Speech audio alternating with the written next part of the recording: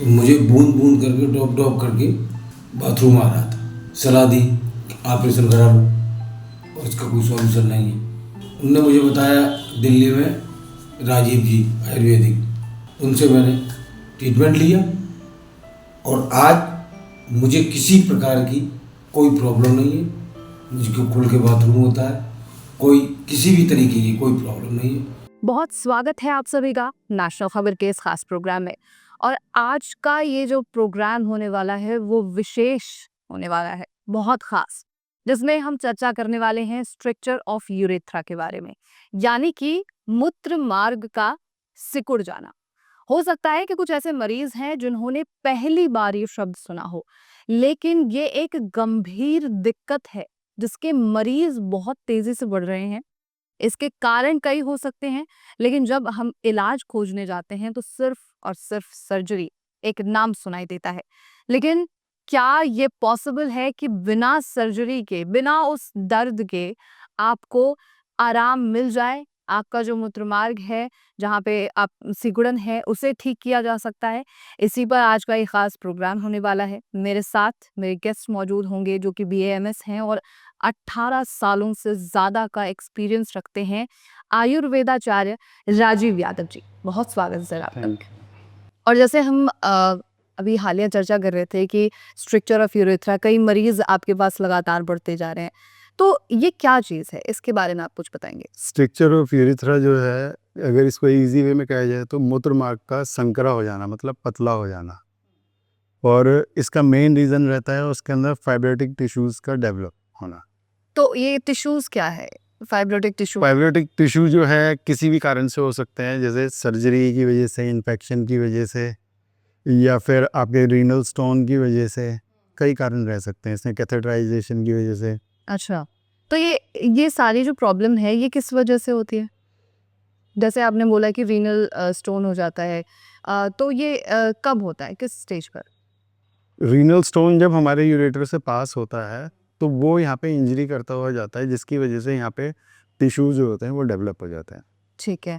और इसके लक्षण क्या हैं? इसके लक्षण है कि यूरिन में ब्लड आना, पेनफुल मिक्सचरेशन होना, यूरिन का पेन के साथ जाना, बर्निंग सेंसेशन होना, यूरिन की बिल्कुल पतली स्ट्रीम आना, या यूरिन पास नहीं होने पाना, यूरिन में जोर लगाना। जी जी। ये सारे इसके लक्षण रहते हैं। जैसे भी हमने हालिया चर्चा की थी कि ये ज्यादातर पहले जो उम्रदराज लोग होते थे उनमें पाया जाता था, लेकिन अभी आपने कहा कि ये जो कम एज के बच्चे हैं हाँ, उनमें आज इस पाया। की डेट में हमारे पास 20 साल से कम की उम्र के बच्चे भी इस प्रॉब्लम को लेकर आ रहे हैं।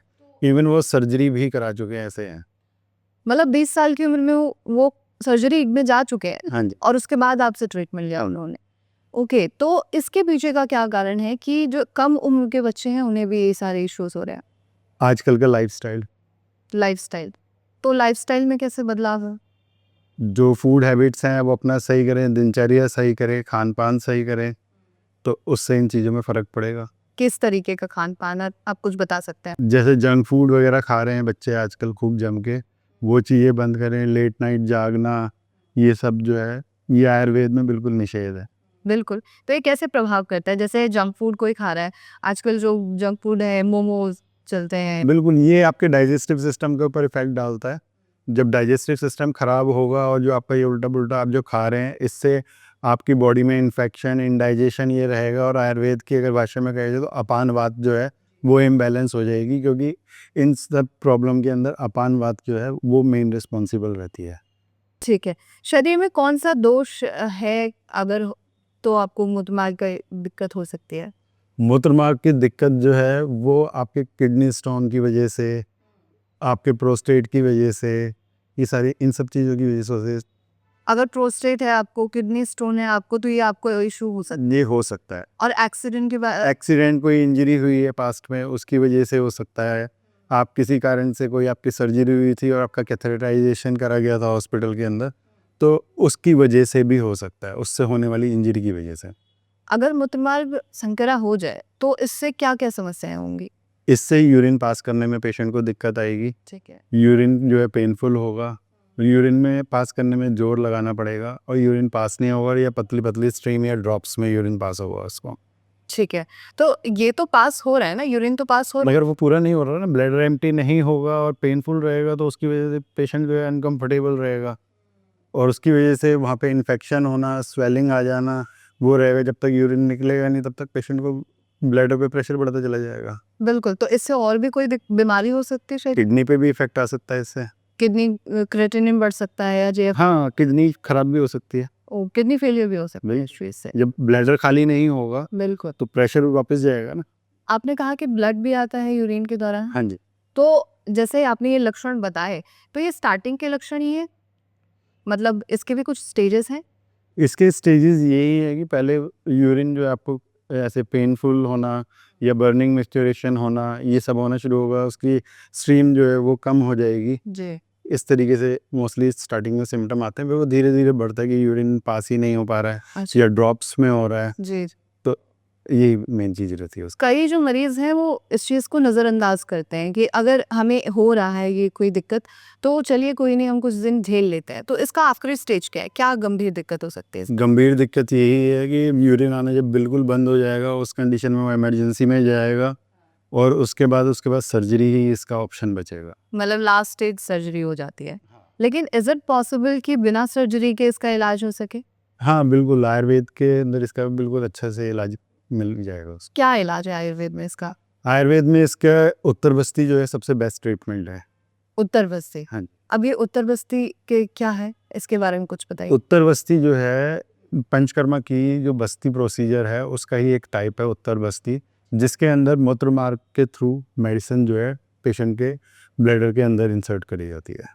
तो ये दोनों ही में हो सकता है, मतलब मेल और मेल फीमेल दोनों के अंदर होता है और ये स्ट्रक्चर ऑफ यूरिथ्रा जो है मेल्स में कॉमन है और फीमेल में बहुत कम मिलती है ये प्रॉब्लम। ठीक है, आपने बताया कि उत्तर बस्ती में जो वजाइनल एरिया है या जो यूरिनल एरिया है उसमें यूरिनल ठीक है, तो वो मेडिसिन क्या होती हैं आयुर्वेदिक में? आयुर्वेदिक मेडिसिन रहती हैं, ऑयल बेस्ड या क्वाथ बेस्ड वो रहता है उसका। तो वो क्या करती हैं? क्या वो संकरा जो वो उसको crack है? हाँ उसको खोलने के लिए काम करती है और वापस उसकी स्ट्रेंथ लेकर आती है और वो अपनी नॉर्मल साइज में वापस आ जाता है। ठीक है, क्या ये आखिरी स्टेज पे भी काम कर सकता है, जैसे आपने बताया कि सर्जरी तक पहुंच जाने वाली? हमारे पास मोस्टली पेशेंट जो आते हैं वो सर्जरी और सब चीज़ें डायलिटेशन वगैरह कर करके जब परेशान हो जाते हैं उसके बाद ही आते हैं। और उनके रिजल्ट क्या है फिर? उनके रिजल्ट ऐसे हैं कि आज वो अपनी अच्छी लाइफ जी रहे हैं, कई कई साल से वो जो है उनको कोई दिक्कत नहीं है, ना हमारी ना किसी की कोई ज़रूरत नहीं है। कितना समय लगता है इस ट्रीटमेंट में? इसके अंदर स्टेज के ऊपर डिपेंड करता है कि अब कौन सा किस स्टेज पे आ रहा है। जी। उसका भी हमने एक ट्रीटमेंट का एक प्रोटोकॉल बना रखा है जिसके अंदर 11, 7, 5 सिटिंग्स होती हैं ये ठीक। According to condition. According to condition, मतलब अगर कोई आखिरी स्टेज पे आता है तो वो 11 हाँ सेटिंग्स लगेंगी, कोई पहले आता है तो 7 सेटिंग्स लगेंगी, इस तरह। हाँ वो अकॉर्डिंग टू कंडीशन डिपेंड करता है वो सारा। ठीक है, तो कितना समय लग सकता है टोटल? इसमें मान के चले तो 3 महीने का टाइम लगता है जिसके अंदर पेशेंट को कहीं पे भी कोई डिस्टर्बेंस नहीं होती है उसके डेली रूटीन में। ठीक है, तो ये जो पेशेंट्स हैं आपके पास कहाँ से आ रहे हैं? हमारे पास इसके पेशेंट ऑल ओवर वर्ल्ड से हैं। ओके, ऑल ओवर वर्ल्ड से हाँ जी। पेशेंट्स आ रहे हैं आपके हाँ। पास? क्या क्वेरी होती है उनकी सबसे पहले? उनकी क्वेरी यही होती है कि हम सर्जरी करा चुके हैं, डायलिटेशन हम डेली कर रहे हैं, मगर उसके बाद भी ये ठीक नहीं हो रहा है और मोस्टली हमारे वो पेशेंट जो होते हैं रेफर्ड पेशेंट होते हैं जो इस बीमारी से ग्रसित थे, उन्हीं पेशेंट के रेफर करे हुए पेशेंट होते हैं। ओके, तो आपने जैसे बताया कि पूरे वर्ल्ड से पेशेंट्स आ रहे हैं आपके पास, तो ये आपके लिए ऐसे पॉसिबल है कि आप उन्हें हैंडल कर रहे हैं? हमारी पूरी टीम है इसके लिए। टीम काम करती है? हाँ। तो आप फॉलो अप वगैरह ले रहे हैं? हाँ, काफ़ी पेशेंट हमारे साथ अभी भी टच में हैं, इवन वो पेशेंट जो है आगे से आगे पेशेंट रेफ़र करते रहते हैं। जी, जी, जी। तो वो बताते रहते हैं कि सर हमने किसी को नंबर दिया आपका, वो आएँगे, तो आप उनका भी कर देना ये सही। ठीक है, और अगर किसी के लिए संभव नहीं है आपके सेंटर पे आप आना, तो इज़ इट पॉसिबल कि वो आपसे ट्रीटमेंट ले पाए? देखिए इस प्रोसीजर के लिए उसको पेशेंट को आना तो पड़ेगा, अगर हमारे पास नहीं तो किसी भी क्वालिफाइड आयुर्वेदिक डॉक्टर पे जाए वो, जो उत्तर बस्ती के बारे में जानता हो और उसमें स्ट्रक्चर ऑफ यूरिथ्रा में क्या ट्रीटमेंट देना है, उसके अकॉर्डिंगली वो उसका ट्रीटमेंट दे सके तो बिल्कुल कर सकता है, क्योंकि हमने इसके अंदर एक पूरा सिस्टम बना रखा है कि क्या पेशेंट को कैसे किस स्टेज पे कौन सा ट्रीटमेंट उत्तर बस्ती के साथ में चलाना है। उसकी जो फिज़िकल कंडीशन है और मेडिकल हिस्ट्री है उसके अकॉर्डिंगली हम पूरा ट्रीटमेंट प्लान करके उसके हिसाब से ही चलाते हैं। कस्टमाइज़ ट्रीटमेंट रहता है पूरा, ऐसा नहीं है कि एक फिक्स प्रोटोकॉल है कि सभी को वही सेम चीज़ देनी है। हमारा हर वही व्यक्ति के हिसाब से हाँ, उसकी प्रकृति, उसके दोष और कौन-कौन सी क्या मेडिकल कंडीशंस हैं उसकी, उसको देखते हुए ही उसका ट्रीटमेंट पूरा प्लान करा जाता है। क्या दोष होगा, मतलब क्या क्या हो सकता मेडिकल हिस्ट्री भी डिपेंड करती है। वात पित्त कफ ही नहीं खाली, वात पित्त कफ के अलावा भी अब कोई पेशेंट है, वो हाइपरटेंसिव है या डायबिटिक है, क्या है, उसके अंदर वो सब चीज़ें देखने के बाद उसका डाइजेस्टिव सिस्टम कैसा रह रहा है, वो सब चीज़ें देख के उसको पूरा एनालाइज़ करके है? जी। उसकी प्रकृति के और उसके डाइजेस्टिव सिस्टम, उसकी मेडिकल हिस्ट्री के हिसाब से ही पूरा ट्रीटमेंट प्लान करते हैं। ठीक है। ऐसा नहीं है कि कोई भी आएगा तो ब्लाइंडली सबको एक जैसी दवाई पकड़ा दी, एक जैसा ट्रीटमेंट। हाँ जी, हाँ जी। तो उसमें आप डाइट भी चेंज करते होंगे लगभग डाइटों का? चेंज करते हैं। तो किस तरीके का डाइट आप, मतलब जैसे बिना नमक का खाना आप देते? नहीं, नहीं, ऐसा कुछ भी नहीं है। नॉर्मल जो भी खाना है वो सब खा सकता है। उसके अंदर जो सबके लिए कॉमन चीज़ होती है कि अल्कोहल नहीं लेना है, टोबैको नहीं करना है, कॉफ़ी, चाय ये बंद करनी है, जंक फूड बंद करना है, बेकरी प्रोडक्ट बंद करने हैं। ठीक है। तो आप मतलब मरीज़ों को कुछ बता सकते हैं, जैसे वो अल्कोहल वग़ैरह लगातार लेते रहते हैं और बहुत सारी जंक फूड आजकल बच्चे खा रहे हैं, तो क्या अवॉइड करें? इसके बारे में आप कुछ बताएँगे प्लीज़? इसके अंदर यही है कि अगर आप ये सब चीज़ों से छुटकारा पा लें तो बहुत ही अच्छा है। आप एक हेल्थ और आयुर्वेद को फ़ॉलो करके एक अच्छी लाइफ़ जी सकते हैं और सबसे मेन है कि आपको डॉक्टर, हमारी या किसी भी डॉक्टर की ज़रूरत नहीं पड़ेगी अगर आप एक हेल्दी लाइफ़स्टाइल जीते हैं तो। तो जैसे ऑनलाइन कंसल्टेंसी, आजकल ज़माना जो है वो ऑनलाइन पर आ चुका है, तो इज़ इट पॉसिबल कि आप हाँ, ऑनलाइन कंसल्ट कर सकते हैं हमारे से। अभी भी हमारे पास जो है इसके लिए, इनफर्टिलिटी के लिए, कई चीज़ों के लिए ऑल ओवर वर्ल्ड से पेशेंट कंसल्ट करते हैं, जिनको हम मेडिसिन्स वहाँ पे प्रोवाइड कर सकते हैं। जिन डिज़ीज़ में वो उनको हम अवेलेबल करा देते हैं। जिस कंडीशन में पेशेंट को आना पड़ेगा, उसके लिए फिर हम पेशेंट को कौन कहते हैं कि भई आपको आना ही पड़ेगा।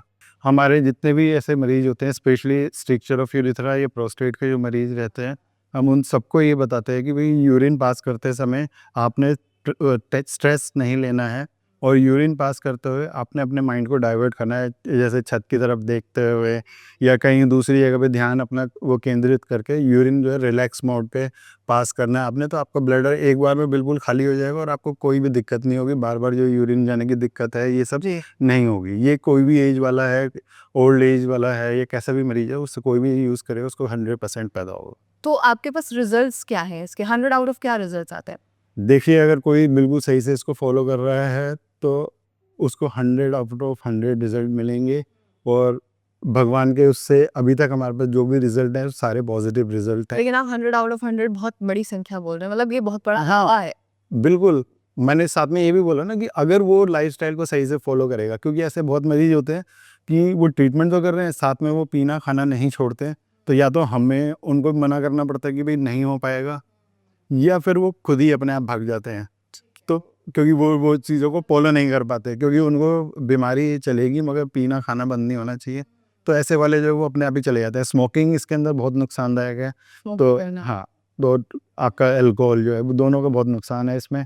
तो हम वो इसके लिए स्ट्रिक्टली मना करते हैं कि भई वो नहीं करना है। अगर वो कर रहे हैं तो आप ट्रीटमेंट करते भी रहेंगे तो फ़ायदा नहीं होगा। अच्छा, मुझे एक चीज़, ये मेरा लास्ट क्वेश्चन होगा। मेरे को एक चीज़ नहीं समझ आ रही है। आपने जैसे कहा कि डाइट की वजह से किस तरीके का खान-पान आप रखते हैं, किस तरीके आप स्मोकिंग करते हैं या अल्कोहल लेते हैं। तो हाउ ये कैसे इम्पैक्ट करेगा आपकी यूरिनरी जो ट्रैक है उसको? कैसे करेगा? Digestive system? बिल्कुल करेगा। आप जो अल्कोहल पी रहे हो उसका डाइजेस्टिव सिस्टम हमेशा ख़राब रहेगा। बिल जब वो ख़राब रहेगा तो आपका जो, जैसे मैंने आपको पहले भी बताया कि आयुर्वेद में वात पित्त कफ, जैसे भी आप पूछ रहे थे ना, वात जो है उसके 5 टाइप है। उसके अंदर जो टाइप है उसमें एक अपान वात है। अपान वात का मेन फंक्शन होता है हमारे यूरिन को बाहर निकालने में, स्टूल को पास कराने में। वो अपान वात जो है वो इम्बैलेंस हो जाएगी तो ये प्रॉब्लम पेशेंट को आएगी। और सबसे मेन चीज़ है कि आज की डेट में सब जो है यूरिन का प्रेशर हो या कोई भी अर्ज है तो उसको वो रोकता बिल्कुल, बिल्कुल। है ना? आप तो उसको आयुर्वेद, करने की कोशिश करें। हाँ, कि थोड़ी देर में चला जाता हूँ, ये काम निपटा लूँ। तो आयुर्वेद में पहले ही कहा गया है कि वेगन आधारित। वेगा अगर आप जो ये अर्जेस जो है इनको रोकेंगे तो उससे अपान वात जो है दूषित होगा और वो दूषित होगा तो आपको ये प्रॉब्लम हो हो सकती है। सकती है। तो एक तरीके से हम ये भी कह सकते हैं कि जिन्हें मूत्रमार्ग की दिक्कतें हैं, उनका अपानवात इम्बैलेंस्ड है। हाँ, उसकी वजह से ही मेन चीज़ ये हुई है। ठीक है। राजीव जी, बस मेरा आखिरी सवाल आपसे और होगा कि जैसे आपने बताया कि 100 आउट ऑफ 100 आपके पास रिजल्ट्स हैं, तो क्या वो पेशेंट्स के रिव्यूज़ आप मुझे दे सकते हैं? हाँ, बिल्कुल, जो हमारे व्यूअर्स हैं उन तक पहुँचा। बिल्कुल, बिल्कुल वो दे सकते हैं। ठीक है, बहुत शुक्रिया सर, आपका बहुत धन्यवाद। मेरा नाम है संगम उपाध्याय। मैं डिस्ट्रिक्ट फिरोजाबाद से रहने वाला हूँ। मुझे प्रॉब्लम थी स्ट्रक्चर ऑफ यूरिथ्रा। तो मुझे बूंद बूंद करके ड्रॉप ड्रॉप करके बाथरूम आ रहा था। मेरे दोस्तों ने भी सलाह दी कि ऑपरेशन करा लो और इसका कोई सॉल्यूशन नहीं है। फिर हमारे एक मित्र थे मेरे पारिवारिक, उनसे सलाह ली। उनने मुझे बताया दिल्ली में राजीव जी आयुर्वेदिक, वहाँ में वो मुझे ही लेके आए। मैंने उनसे संपर्क किया, उनसे मैंने ट्रीटमेंट लिया और आज मुझे किसी प्रकार की कोई प्रॉब्लम नहीं है। मुझको खुल के बाथरूम होता है, कोई किसी भी तरीके की कोई प्रॉब्लम नहीं है। मेरे दोस्तों ने भी ऑपरेशन करा रखा है, वो भी इससे यहीं संपर्क कर रहे हैं कि मेरा कोई इसमें और कोई ट्रीटमेंट बन जाए। मैंने 2 लोगों को डॉक्टर साहब से मिलवाया भी है, वो उनका इलाज डॉक्टर साहब कर रहे हैं। धैर्य से आयुर्वेदिक पे इलाज कराएं, ऑपरेशन की कभी ज़रूरत नहीं पड़ेगी। धन्यवाद। तमाम खबरों के लिए और साथ में साक्षात्कार के लिए अपना शो खबर के साथ बने रहिए।